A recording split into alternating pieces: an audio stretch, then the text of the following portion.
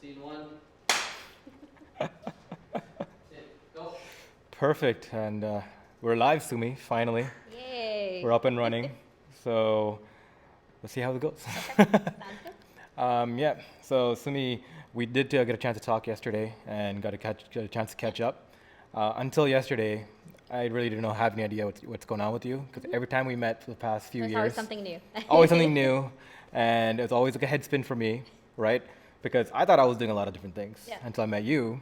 And what is it? So ex-Microsoft, ex-working in Government of Canada, ex-VC, right? Startups under your belt. Yeah. Can you go into a little bit of your past? Tell me about yourself. Yeah.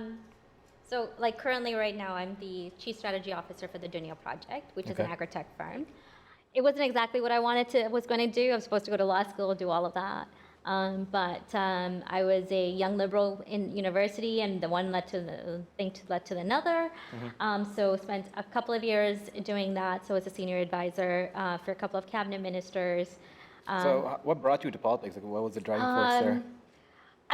My family's always been involved in politics. I went to my first political event, like for Shan back in the 90s. Okay.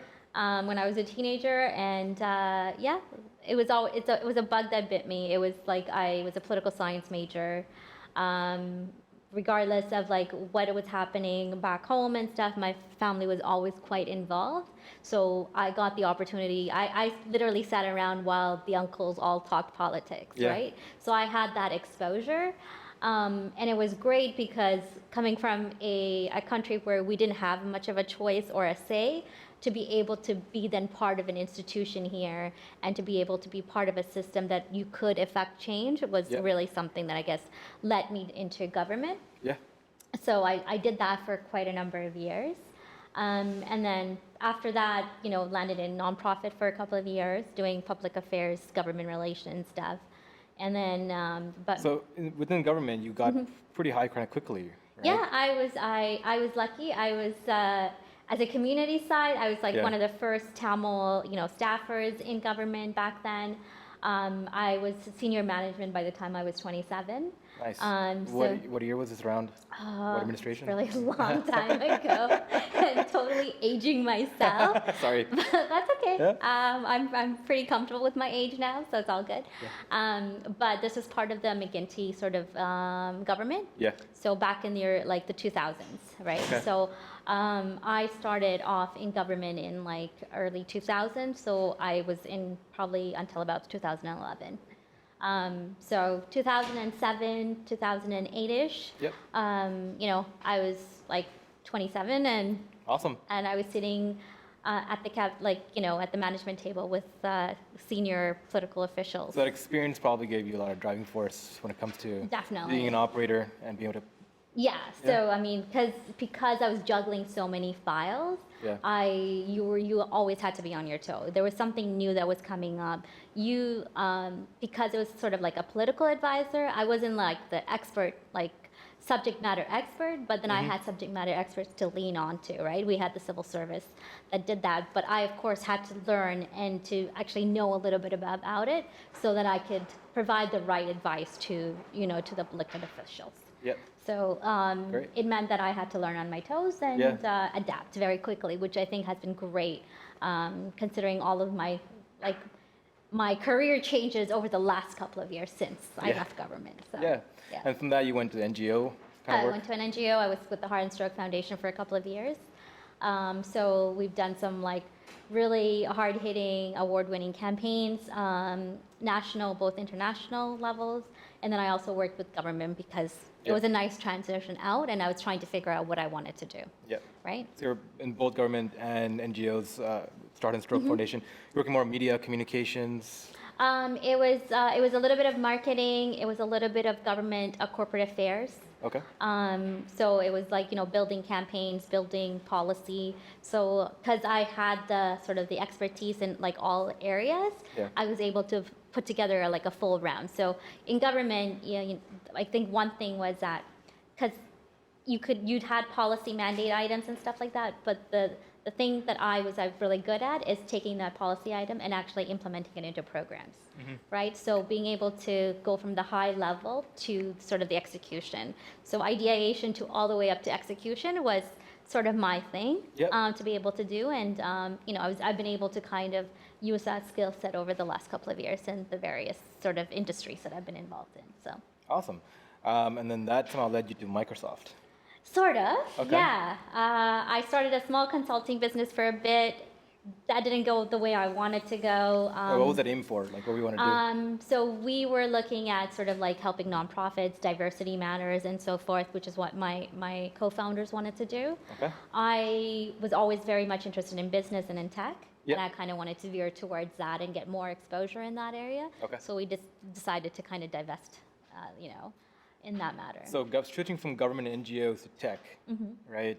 Was that a lifetime ambition, or do you see a landscape changes? What was the motivation there? It was a little bit of both. Yeah. I think one, I had the opportunity and the exposure within that environment. So I met a bunch of folks within sort of the business environment, because that's where I wanted to be. And so that meant putting myself in places where I would meet those folks. And that kind of led me towards California. So I met some really great people out there that have become my advisors and mentors. And they kind of led me towards the sort of the startup sort of environment. And that was a motivation for that was the idea to be able to be part of something where you're building it stuff from scratch. Yep. And to help a team kind of grow that was, I guess, my motivation in that end. And it kind of led back to sort of like what I did in government with respect to policy and programs. Okay. It's sort of like high level, there's the visionaries, but if you didn't have the people to execute those visions, then they're not going to go anywhere, right? So I was able to sort of support in that end. Great. Awesome. And then that experience, how'd that shape you? It opened a lot of doors. Yeah, I can imagine. It opened doors that then ended up like at Microsoft for a couple of years. Yeah. I had the opportunity to work with the President's office here in Canada, as well as in the US. Did organized events for Satya Nadella, and Bill Gates, which I don't know many in my sort of, I guess, network had that same opportunities. Yeah. Some definitely do have now, but it was nice to be able to have that, especially for a girl who grew up in Rexdale from nothing to like then going to an event with like Bill Gates was like, okay. Yeah, okay. That's amazing. Yeah. From Rexdale to Bill Gates. Exactly. Okay, and how was the experience with Microsoft? It was great. Yeah, you did corporate affairs there as well? I was the public relations lead for Canada for corporate affairs team, so I did supported the sales This is when team. Microsoft was opening the offices here? They've already been in Canada for a couple of years, Yeah. but then we opened up a development center out in Vancouver, so I was able to support that. Yeah. The last year that I was there, they were doing a lot more startup stuff, which was great because that was the area that I wanted to support in. They were making investments in AI and like with Element AI and all of that stuff. So it was really nice to be on the edge of everything that was happening. It was cool to like watch it all happen. Yeah. Right. So that was a great experience. But it's corporate. You can only do so much. And I bitten by the startup bug. I wanted to be able to go back and support that system a little bit more, just the early stage side. So I decided to quit my corporate job. Okay. Perfect. And was that a sort of motivation there? What you want to be? Yeah. What you want to be doing? Yeah. Yeah, it was sort of like I loved it there. It was great. The people were wonderful. I mean, a lot of doors were opening for me. But I felt like my experience and my expertise could be more helpful at a level where young startups were like coming out. I also wanted to do my own thing. Yeah. All right, like I've got a bunch of ideas that I wanted to kind of focus on, and it was about time that I kind of did that. That's fine. You guys are good. No, I saw him in the back. It's all good.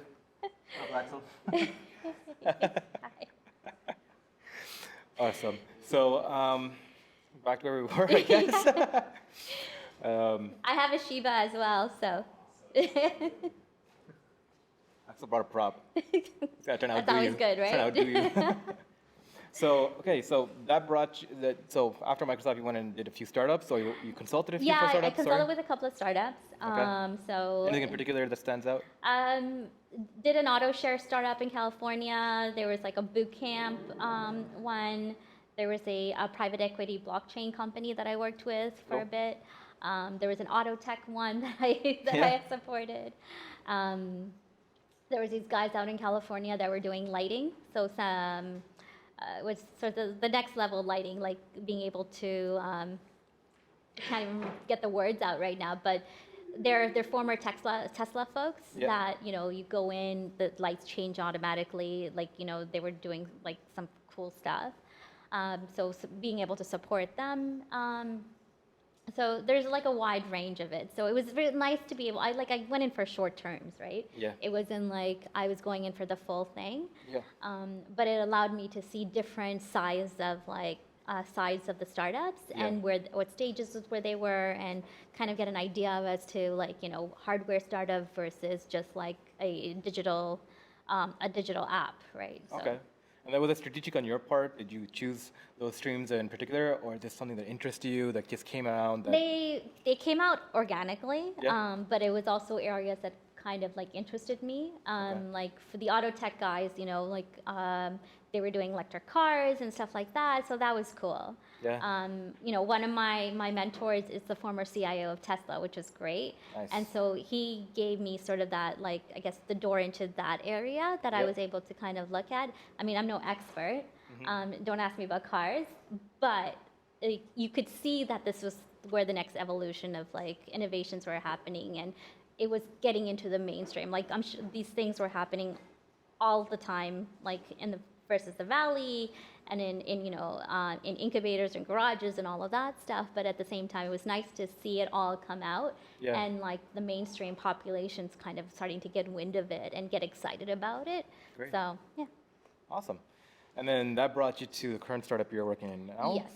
Okay. So I had started another business, so. Okay, yeah. So, you want to talk about that? Sure. Yeah. I started a lot of businesses. Yeah, okay. And some of them survived, some of them haven't survived, some of them are still percolating. So I started a venture initiative to support diverse startups and women founders in California. So we were doing that for a bit. And then a biotech startup to support like water purification and and like waste management sort of projects. So that's still kind of percolating. Okay. And then I took a break. I ran in an election. Yeah. And that didn't go so well. Sorry, whose election? It was the provincial election here in Ontario.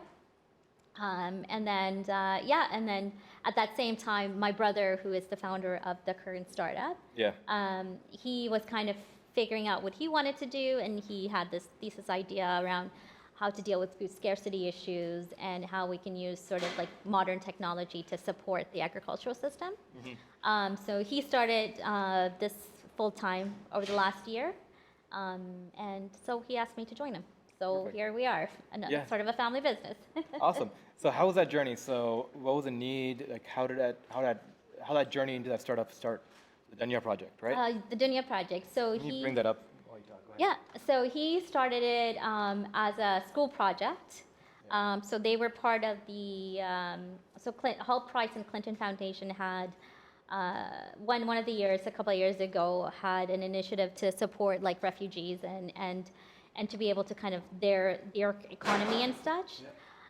So what my brother kind of came up with, so a little bit of backstory, our dad and our mom and dad moved back to Sri Lanka because our mom was a dementia patient.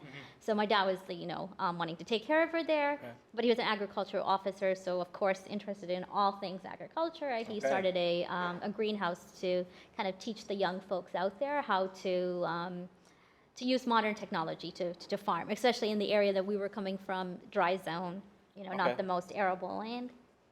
But he ran into... How was it an issue? Like, what was he doing to make things different?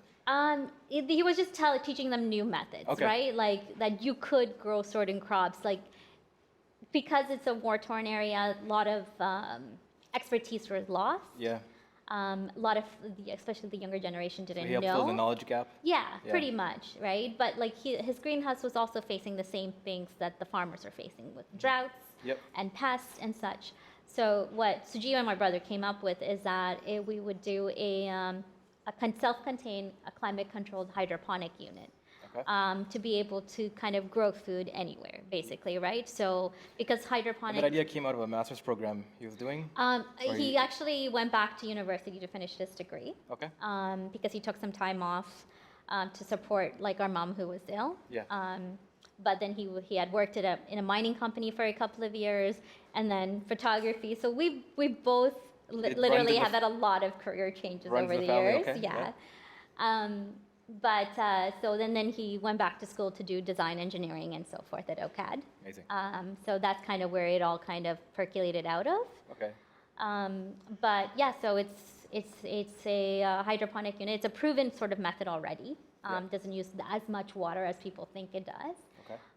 And because it's a self-contained sort of module, you don't use as much You have space. it here, right? So you're nice enough to show us your introduction deck. Yes, it's our introductory deck. It's like a little bit of our story as to, why we started. One of the problems that we were looking to kind of address is the fact that over 800 million people are starving, globally, and we shouldn't have that issue. We actually produce enough food to feed everybody, but the global food system is not exactly working as best as it should.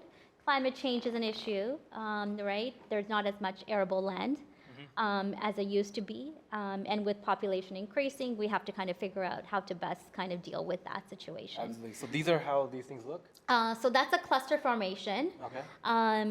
It is patented. So one of the units actually can grow up to probably 1,200 kilograms of lettuce or something. Okay.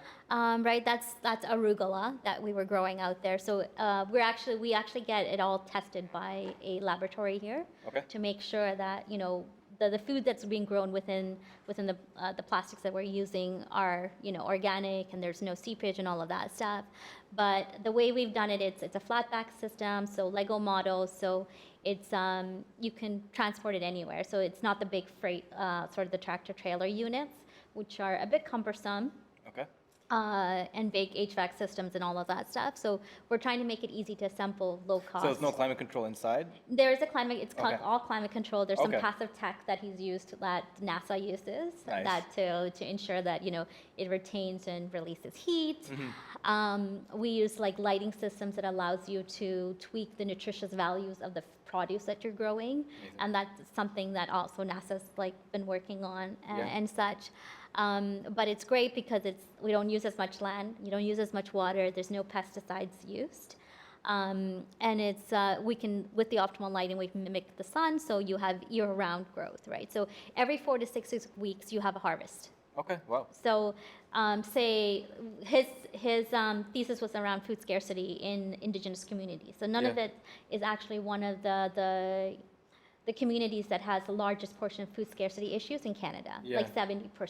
Yeah, because of the transportation issue, right? Transportation issues. It's actually very pricey, food's very pricey there. Right? So to be able to then to have one of these habitats there or a cluster of them to be able to produce fresh produce for the community that's closer to home is... Wouldn't the lack of sunlight have No, any because issues? we've got lighting, we've got LED lighting inside, right? So that would mimic the sun. And for power, you can use wind or solar, or you can plug it into the grid depending on the power needs. Okay. Yeah. That's very versatile then. Yeah, it's very versatile. It's also connected to our precision farming app, which we actually call Amma. Okay, nice, nice. So Dunya means the world, Okay. in a lot of Arabic languages, because we were looking at like supporting refugee camps and all of that stuff.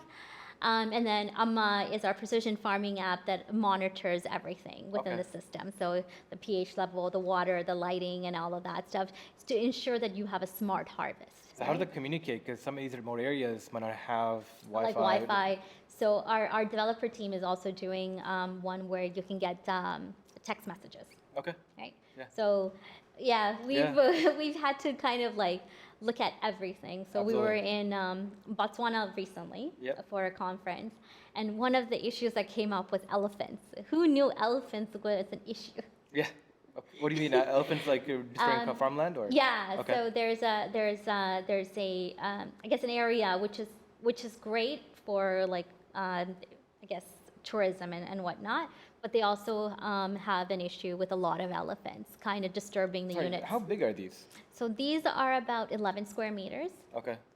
They're about 6 by, I want to say 7. Yeah. And it's like he's done it in a beehive model to minimize like too much waste of space and all of that stuff. Okay. Okay. So like I guess a 6-foot person could walk in and out. Okay. Yeah. And they can be put together. Yeah, it's easy to put together the way it's been designed. So 2 to 3 people, a couple of hours can put it together.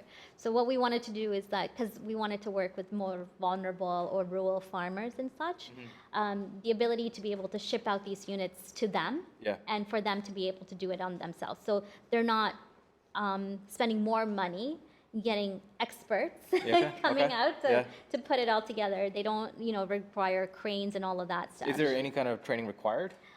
There's some slight training, but the way we've done it is it's very low tech. Yeah. So it's pretty low tech to high tech.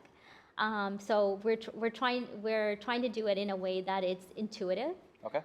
So folks that want to include the precision farming app, like we provide this basic app in the beginning, can use the app.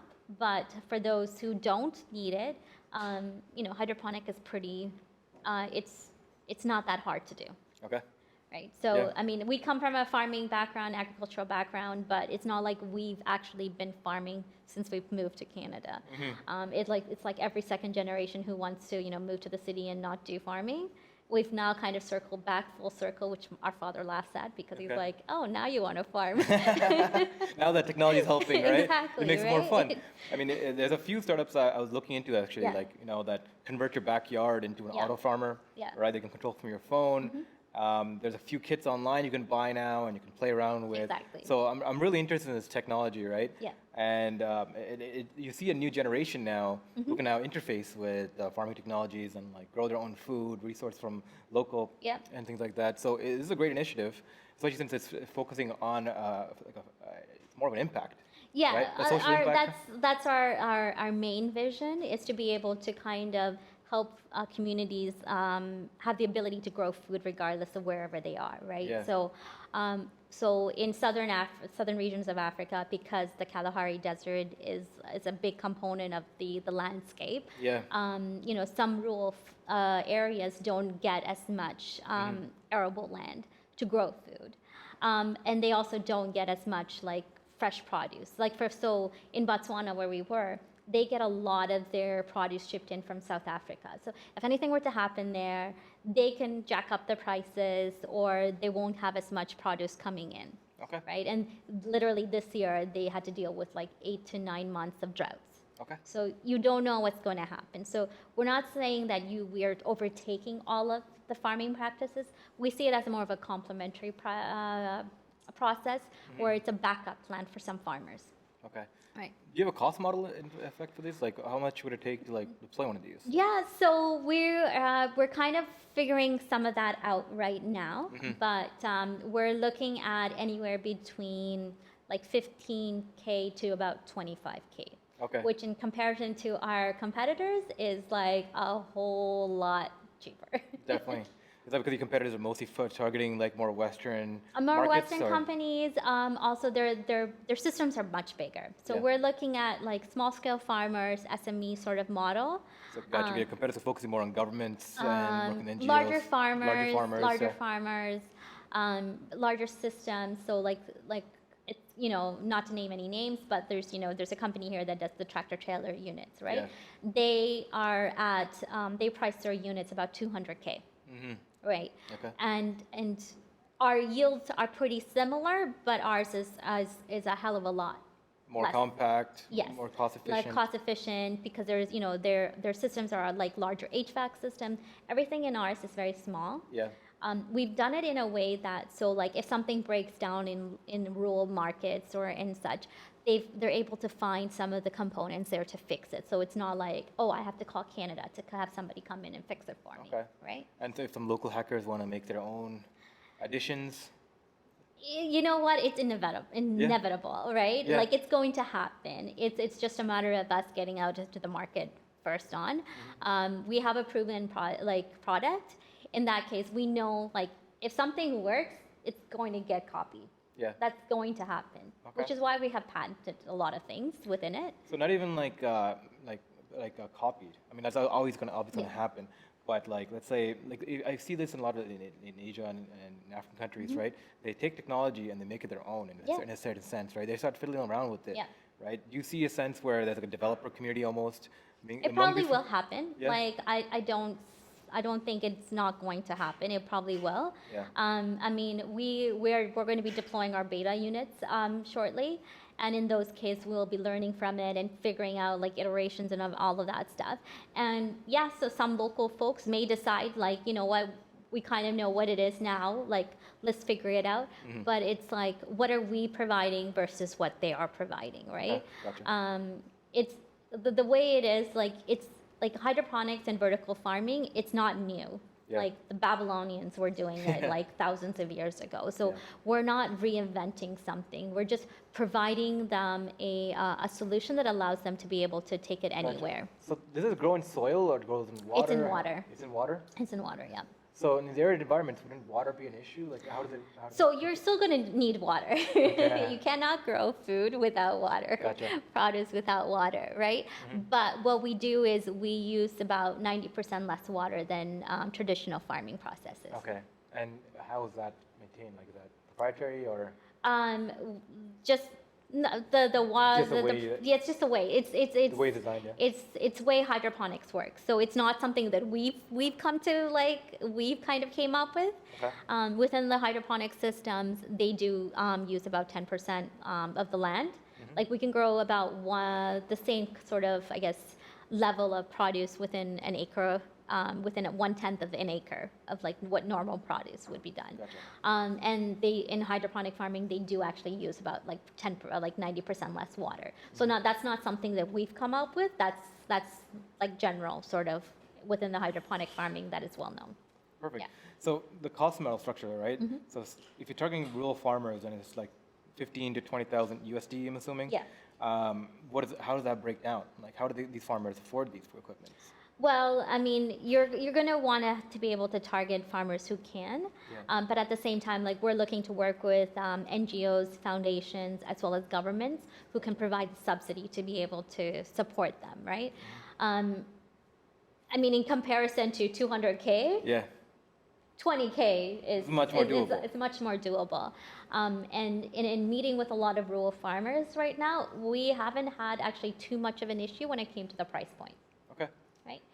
Yeah, I mean, working with NGOs sometimes there's a lot of backdoor dealings where it's about relations management, right? Yeah. Do you anticipate there'll be an issue with your competitors where if someone knows someone better? It's going to happen. It's going to happen. It's going to happen. I mean, if it's going to be a competitive market, it's going to happen regardless. It's how do you leverage it? So in our instance, we've got a close-knit team, about 10 right now, and leveraging within our our networks, we've been able to work towards certain things, so hopefully that we'll be able to announce soon. Yeah. But it's a matter of leveraging those opportunities, right? So like with my background in government and having worked with NGOs, I kind of have a sense of like who to go out to and who to connect to, and sort of like what kind of programs we need to do. So kind of that's how it works, I guess. Yeah. So like these social impact companies, right? Yeah. They got their start with, I think one of the most famous examples, Tom Shoes, I think, where you buy a pair and they provide 2 more pairs to people in need. Right? Yeah, it's like the social enterprise sort of model. That was a model that first kind of developed in this sphere, right? Yeah. Do you see anything like that? Because I can see this being like a Western model too. Someone wants it from their backyard. Yeah, so we see it as both, right? So it ingrained within our sort of like social psyche is the social innovation, social impact component. Yeah. But we also want to make sure that it's a market-based solution, right? Okay. We're not a non-for-profit. We're a for-profit. So we wanted to make sure that it's actually commercially viable as well. So beyond just the farmers, there's a lot of other sort of market that we can kind of tap into. So urban farming is one. Okay. Yeah, backyard farms, farm to table very quick. The fact that we're all seasonal farmers in Canada, this is an opportunity for both, not just for us, but even our competitors. Okay. Because you're being able to grow closer to home, right? Some of our fresh produce is coming from south of the border and even south of that. Yeah.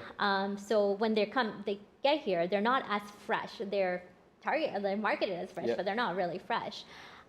With hydroponic farming, because you might be able to grow lettuce year round or kale or whatnot. So is it focused on only a few different types of food, or is it? Yes. So within our systems, you can pretty much grow any leafy greens, beans like chilies, herbs. You can do small tomatoes, which are a high commodity here. Small onions, mushrooms, strawberries. So there's a couple of things that you can grow, but that's why it's a complementary process. You can forego traditional farming, right? Yeah. You need soil-based farming for other produce and stuff. So. Perfect. Yeah. Okay. So what's the timeline looking like here? When can I buy one? So you can pre-order one through us now, Okay, great. special request. We are aiming to have our betas out by, I guess, early 2020. So we're in the process of talking to our manufacturers to figure out. So we want to put in a large order to be able to kind of make sure that all comes through, right? So probably the first couple of units hitting the ground will probably be early 2020. Perfect. Yeah. So can we talk a little bit more about social enterprises and social impact companies, Yeah. right? This seems to be a new kind of economy growing, right, within the larger innovation economy, Yeah. right, where companies are more concerned on the impact they generate, Yes. right, versus just the budget sheet. Yeah, Right. and that's a little bit of that is being driven by our sort of the millennial investors, right? Because they are focused on making sure that where they're putting their money in is actually it's sustainable. In that there's a social sort of component to it, which I think is what is driving. So I think right now within the sector, you're looking at about $300 billion. Dollars worth of social impact investments. Wow. Okay. I mean, that's minuscule compared to the fact that private equity market is 2.5 trillion. Yeah. But it's still a huge component. Yeah. All right. People are starting to understand that we don't just want another, no offense to Tinder or whatever, but it's just we're not just building another Tinder app. Yeah. Right. That we are, we are having a socially responsive sort of technology components to it, which is one of the reasons why I had to start Text Ventures a couple of years ago. You're trying to bridge that gap? Yeah, sort of socialize it a bit more.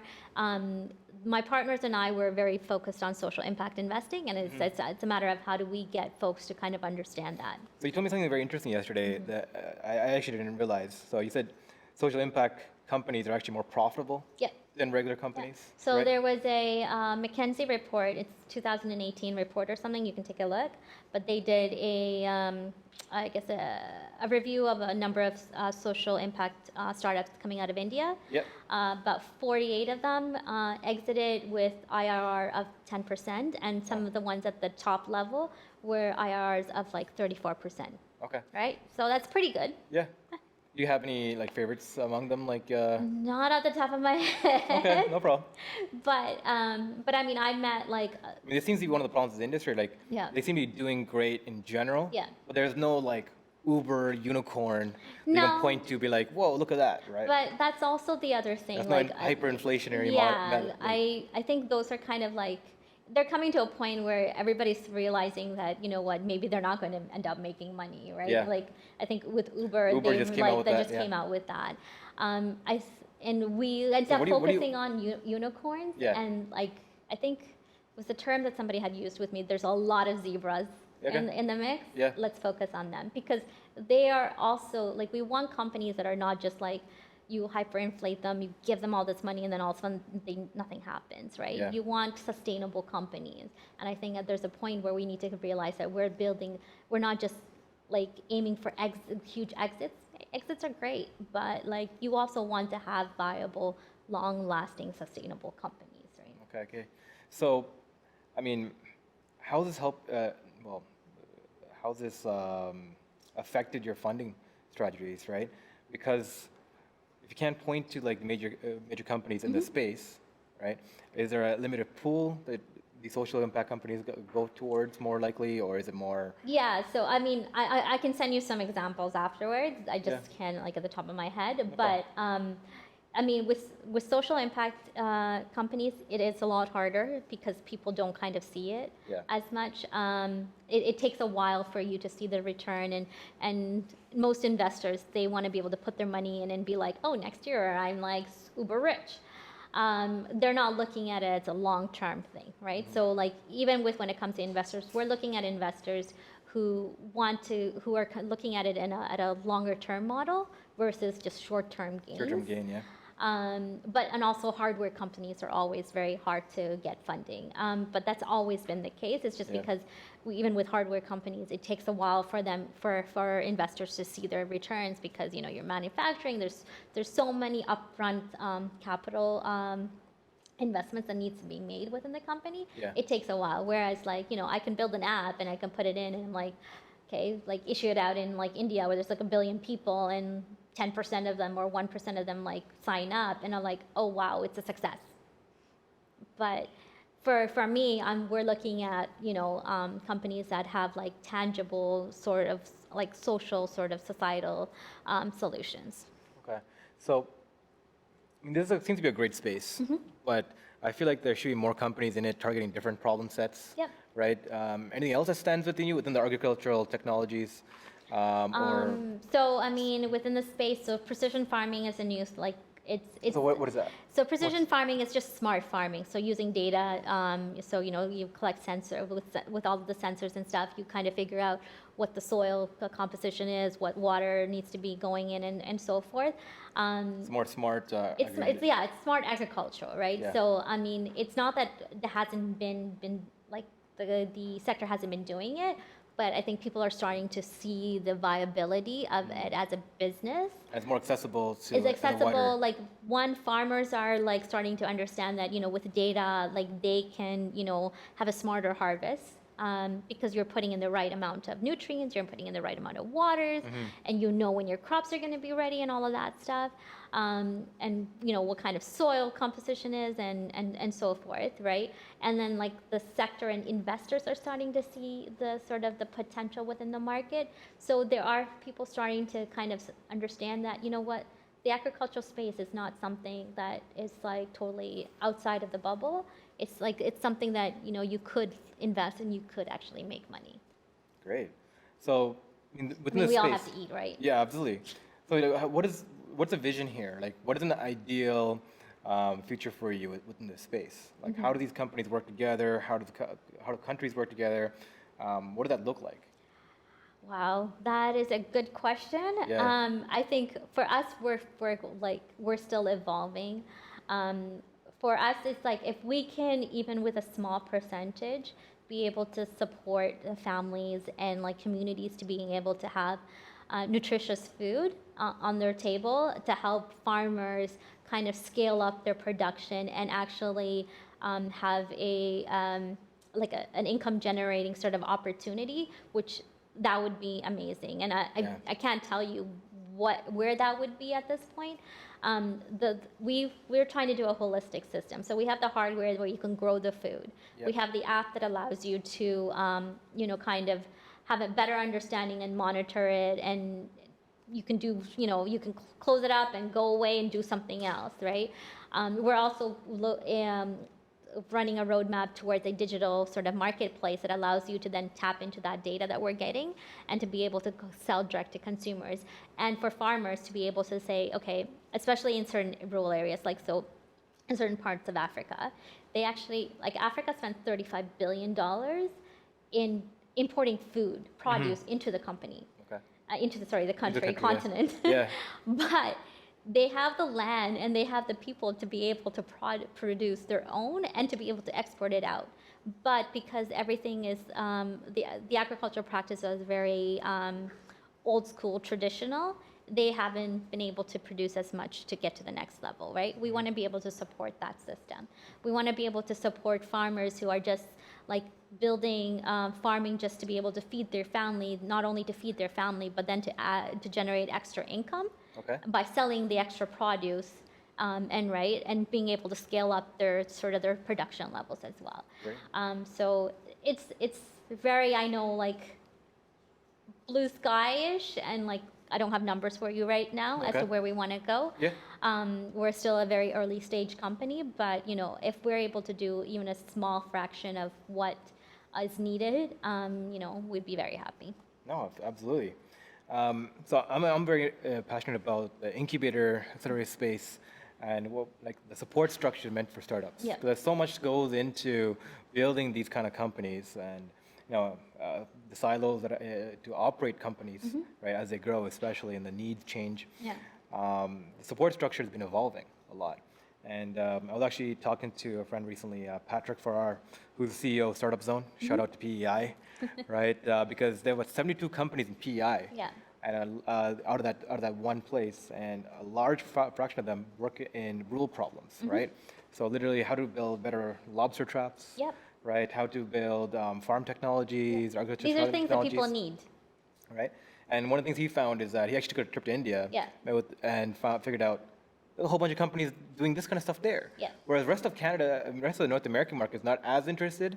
No, we're very focused on our superficial needs of, like, not that, you know, finding your partner is not an important thing. Absolutely. But that's not the only thing. Like, there are bigger issues like poverty and food scarcity and just like all around, like, that we shouldn't have in a global environment where we produce enough food and we have enough money to be able to make sure that everybody is like having a good standard of living. Yeah, and one of the things that he's doing is bringing in the resources of PEI, of the Startup Zone there, and merging it with incubator systems within South Asia, right? Saying that, hey, we're solving similar problem sets, so like, how can we collaborate? Right, and this is what's really interesting, is that this cross-pollination of ideas and abilities and resourcing, right?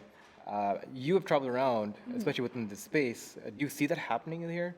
Like, are people communicating? Are the different climates? I think so. I mean, when I go to any other country, like when they hear about Canada, they're very appreciative. Like, they want to have Canadian expertise. We have a great brand globally. People believe in the expertise that we provide. They believe in sort of, I guess, the knowledge as well as the technology that we're able to provide. So they want to hear from us. So I think there's great opportunities there. It's just a matter of capitalizing on it. And considering that Canada, we are so multicultural, we have literally transnational ambassadors within our communities, all of our communities here, that can help us leverage and start those conversations in different countries. And why shouldn't we do that? I mean, it's a global economy. We're not isolated.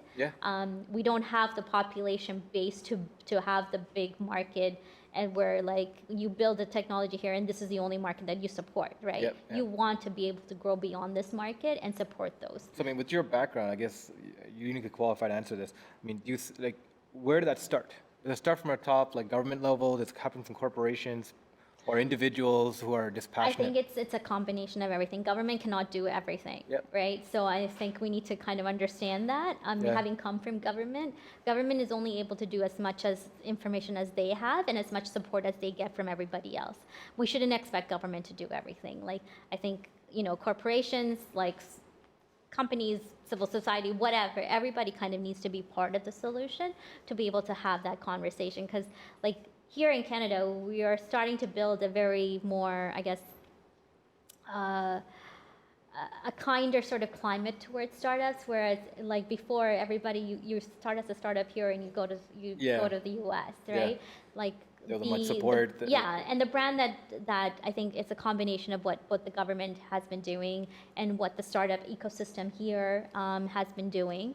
Has allowed us to be able to start growing that ecosystem a lot more. I recall, like few years back, well, probably 10 years more, we were looking at clusters and startup systems and all of that, and people were very risk adverse. They didn't want to do much and so forth. And I mean, I was just part of like a small team that was looking at it, but from that stage to now, where I see a lot more people working together. I mean, we have Collision coming up. Yep. Right? And you guys are going to be there as well? We're going to be there. We're an alpha exhibit. So Any particular check us goals? out. Any particular, of course, yeah. Check us out there. Done your project? We're meeting people. We're we just want to kind of get it out there, let people know what we're doing. Yeah. We were at Web Summit in Portugal. Oh, had okay. a huge success. How was that? It was awesome.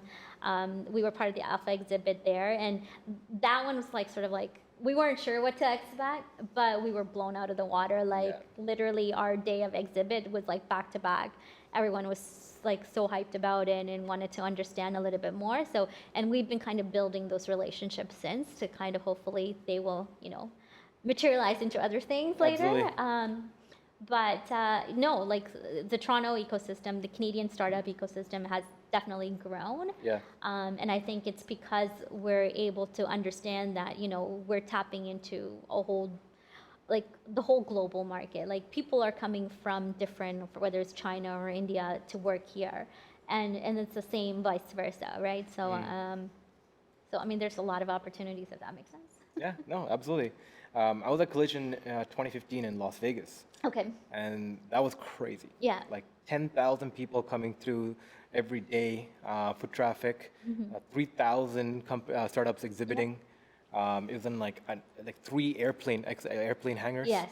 Like so massive. Yeah. But I'm excited to see what kind of effect that'll have for Toronto and the Canadian climate, right? Yeah. That kind of just that capacity to showcase talent, Yeah, it puts innovation. us at a different level, right? Absolutely. Just like internationally. So our team will be there. I'm actually in California because we're also part of the Silicon Valley Forum's Women in Tech. Awesome. So we got picked as one of 10 startups to pitch Okay, there. okay. So it's divided up. Great. Hey, you got to Yeah, we got to I do guess everything. divide up and do everything, right? Yeah, exactly. Okay, so that's not the only thing you guys just got into. You also got into Cisco's Global Challenge. Yeah, so we are finalists as part of the Cisco Global Problem Solver Challenge. Okay. So it's a grand prize of $100K, which is Amazing. going to be amazing. But there's voting right now until May 17th for the People's Choice Awards. Okay. So we are the only Canadian company on the list out of 15. So I'm hoping the rest of Canada will help us. Awesome. Because that's another Hopefully- extra 10K. Hopefully we release before then. That'd be nice. And this video can help you get If some votes. not, we'll find out on May 20th whether we made it or not. Okay. It's still a wonderful opportunity, right? So like the fact that we've made it this far in such a short time. And you're the only Canadian company on this list? Yeah. Yeah, that's pretty crazy because we see $100,000 competitions here and there, but Cisco is doing a global challenge. Exactly. And that's kind of prestigious, right? Any particular company that came out of this before that you liked? Like, how's this is the 3rd year they've been doing This this, is their right? 3rd year. I'll be frank with you. I didn't really look at to see who had won last year. I know in having the conversations, because we were part of the semifinals and so forth, and after that we had to do another submission, and so we had a chance to talk to some of the advisors and stuff, and they were pretty psyched to see like the fact that we were doing this, and the fact that we were doing sort of like a modular unit that can be pretty much shipped anywhere. And the ability, of course, like our social impact sort of vision to be able to have food grown regardless of irrespective of climate conditions was something that they liked. So I'm hoping that, it still stands above the others. So we'll see. Yeah, I mean, so back to that, like, so validation is super important for any kind of startup, right? To validate your idea from your customers, from potential investors, right? People within the space, right? How would you guys go about that to test this idea to get to the point you're at now? So it was just meeting with various sort of sectors, right? So farmers, we've met with developers, restaurant folks, the cannabis industry, of course. Of course. they're Where all the money's flowing in right now. Money's flowing, and they're definitely interested. And like So NGOs. you can grow cannabis in these? Yeah, you could. Okay. Yeah, we can tweak it. We I can think that has tweak it. changed the marketability right there. Yeah, it might have to be. It's not exactly aligned to our sort of our social sort of like grow food sort of component, but there is a commercial viability for it. So Yes. that's something we'll have to take into consideration. But we have been approached by them just because it allows them to kind of, because you can grow it in silos, so Okay. it keeps it contained, so it doesn't. If the one crop fails, the next one doesn't necessarily have to, right? So there is that. Yeah. There's opportunities there. We're happy to have a conversation and see where that goes. When we're looking at NGOs or even small-scale farmers when it comes to Africa or Southeast Asia, you're looking at also programs that support women empowerment, food scarcity issues, poverty alleviations, and all of that. So you're looking at it in more of a holistic programs. We're not simply just looking at increasing crop production. We're looking at making sure that people are getting the right nutritious foods to their table. Perfect. That's quite a mission statement. It is. Yeah. It is. But hey, you got to dream big. That's great. And speaking of dreaming big, you told me you have a lot of ideas, you've been working on different things, and been helping with this. So outside of Dunya project, what else do you see yourself solving, or anything else you're passionate about? So maybe move into the there's future? a couple of things that I wanted to work on. Political engagement, having come from politics. But you know what? For the time being, my focus is on Dunya. Okay. Yeah. Perfect. How are we doing for time? Wrap up? All good? Okay, so 2 minutes. we got 2 minutes. Sumi, any last words? Any questions for me? Where do you guys see this going? And congratulations on starting this. Thank you. I mean, the it's Startup always very Podcast has important. been a startup, right? This is the second time trying to get things filmed, and even today we ran into some technical issues, but it's been a journey and a process. The main thing we want to do with this is just create content around startups, right? To showcase, people who have gone through different stages, whether they're starting off, they're senior into startups, they're founders, they're investors into startups, or professionals who kind of hedge their professional skills, working on multiple startups, see how they can grow them. Yeah. Right. I think the innovation economy in general is going to be the new model for growth. Right. Growth in other industries has stagnated. Right. AI automation is coming in to take jobs. Yeah. Well, now it's time for creators, innovators. It has to evolve, right? And founders need staff, and founders need executors, so everybody can be a part of this. You don't necessarily have to be the founder. You don't necessarily have to be the developer. Yeah.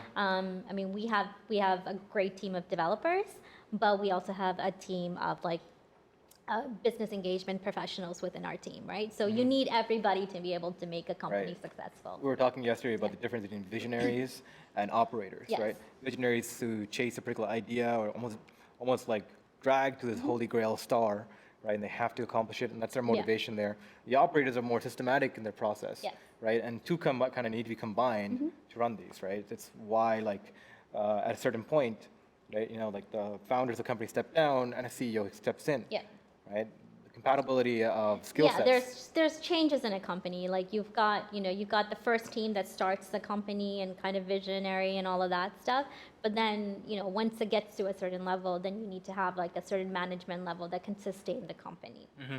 So you will see kind of that changes that are happening. I think people just need to understand it. Sometimes we have to step outside of our founder and our CEO roles to make sure that the company is sustainable in the long run, right? Perfect. I think with that note, I think we're a little bit over time, but we're great. Shout out to Pradeep and Wild Rabbit for helping us all the video and setup. Thank you. And Sumi, thank you you. for joining me here. Oh, well, thank you All right. for having me. Hopefully I didn't talk too much. Oh, I think it was great, right? Perfect. All right. Awesome. Thanks, guys.